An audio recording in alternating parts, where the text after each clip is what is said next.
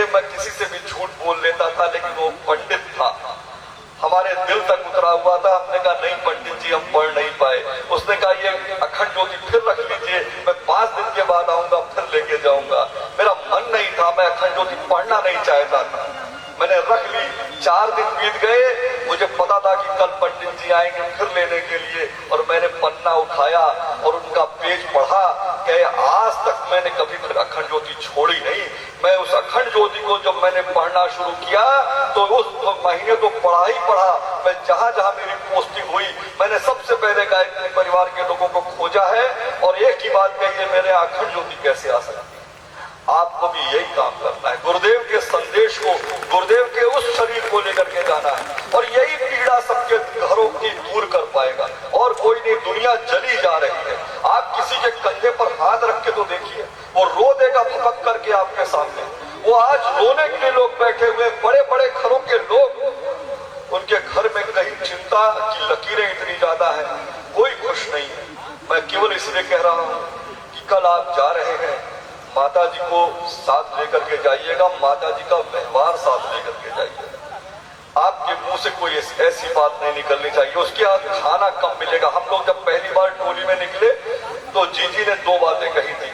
कहा था बेटा बोलने के लिए कोई कुछ कहेगा, हो सकता है तुम अच्छा ना बोल पाओ, मेरे पास शिकायत आएगी 2 तरह की। एक शिकायत आएगी कि तुम अच्छा बोलते नहीं थे, चल जाएगा बेटा, कुछ गुरु जी का नाम लेना और दूध बन करके बोल देना, काम चल जाएगा। एक बात ये आएगी तेरी शिकायत की, तू जा गया तो तू वहां समोसा मांग रहा था, तू वहां जलेबी मांग रहा था, तुझे वहां की गंदगी खराब लग रही थी, तू नाक बना रहा था, तुझे बुरा लग रहा था उस घर में घुसते हुए। बेटा जैसे भी मिले वैसे रह लेना, तू गुरु जी का बच्चा बन करके जा रहा है। तेरी अगर दाल में बिना नमक की हो तब भी खा लेना। तुझे लगे कि तेरा उपवास भी हो तो उस दिन उपवास तोड़ देना।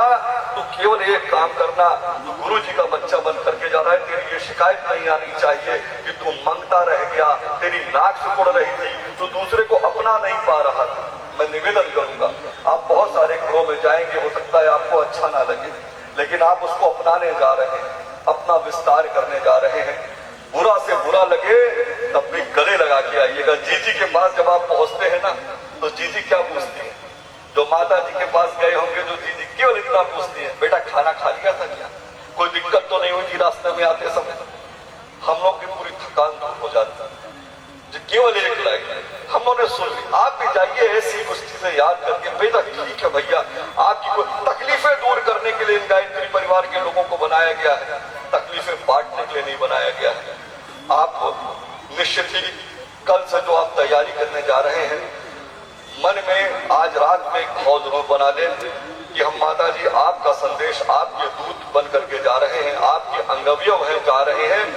बस ऐसी दिशा दीजिएगा कि जिन 24 घरों में हमें जाना है, ये 24 से 48 हो जाए, कोई टूटने ना पाए, कोई टूटने ना पाए। हमारे मुंह से कुछ ऐसा ना निकले कि जिससे कोई बात बिगड़ जाए। गुरुदेव कहते थे बेटा आज जो मन में आता है लोग बोल देते हैं। बुद्धिमान समझते हैं सब अपने आप को, पर बुद्धिमान वे हैं जो बोलने से पहले सोचते हैं।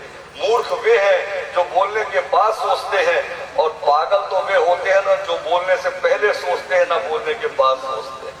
हम किस श्रेणी में आएंगे, हम बहुत सोच समझ के उसको अपनाने जा रहे हैं।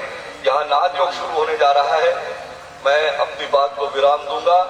बस आपसे ये नहीं कहना है कि आप कैसे जाएंगे, सब समझदार लोग।